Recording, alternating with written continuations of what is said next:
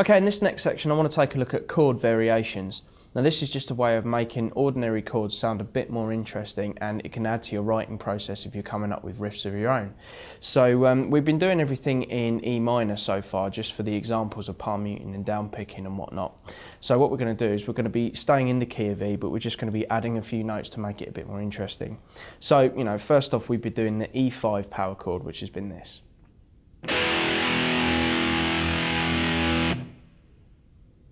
Okay, what we can do in that position is we can add our little finger onto the 4th fret on the D string and extend that E5 chord to an E9 chord.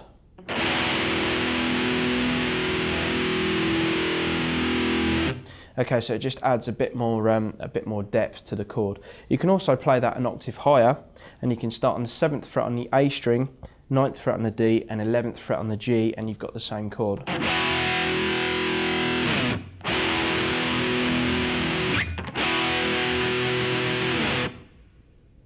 Okay, the next one we're going to take a look at is an E minor chord, which if you were going to play it normally would just be 2nd fret on the A, 2nd fret on the D, then you'd have the open E and you'd have the open G either side of those fretted notes.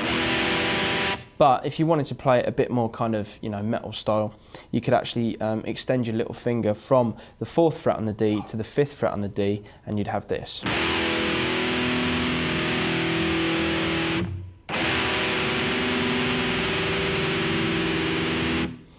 Okay, you can also play that shape higher up the guitar as well.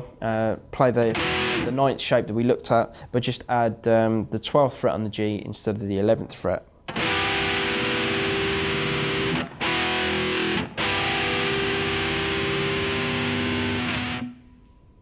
Okay, here's another variation. We can play the low E and we can play the 7th fret on the A. So that's just E octave higher. Then we're just going to add the 10th fret on the D, making that a -6 chord, and that can sound quite interesting when you play it with a normal E5 chord or E9.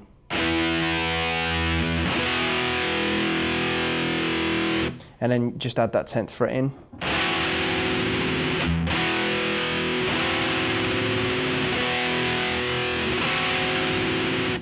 Or just a more simpler version of that.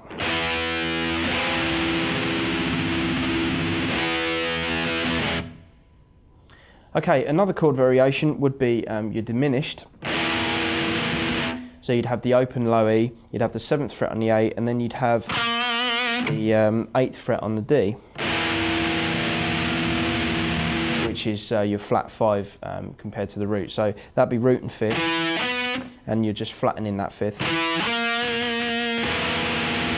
And playing it with the low E as well. So you can kind of shift around, you know, the 10th fret to the 8th fret on the D string, and it will change the tonality of the chord slightly. And you know, you can almost make riffs out of it.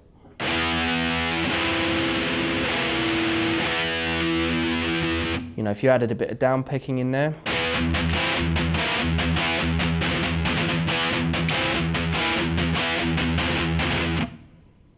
You know, so you're already being able to, you know, create different chord variations to just add a bit more flavour to your writing.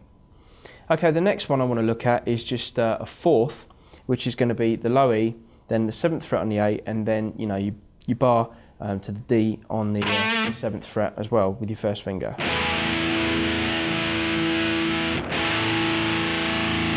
Okay, so you've got your root 5th, root 6, then you've got root flat 5, and then you've got root 4. So again, you could hammer on from that 4 to the 5 like this, and then hammer on to the 4 and the 6.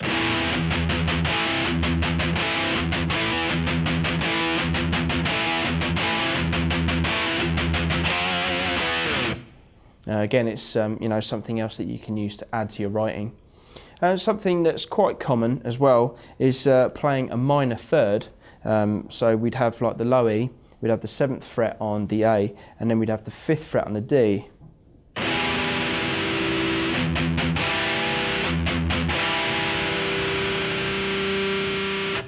Then, you know, if you wanted to progress the chord progression a little bit, you could move to D major,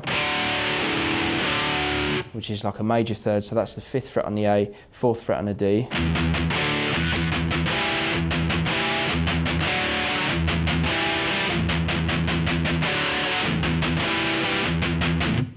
And then you could add a C major third in there as well. So you'd have 3rd fret on the A and then 2nd fret on the D. And then back up to D major 3rd.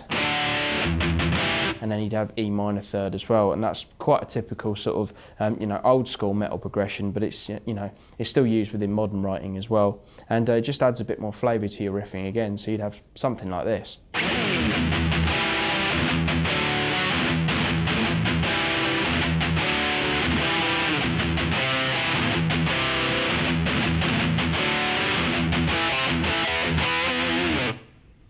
So again, you're starting to, build on progressions and, add a bit more flavour to your playing with those chord progressions. So, hopefully you can add a bit more flavour into your own playing by adding some of these variations into some of the riffs that you write.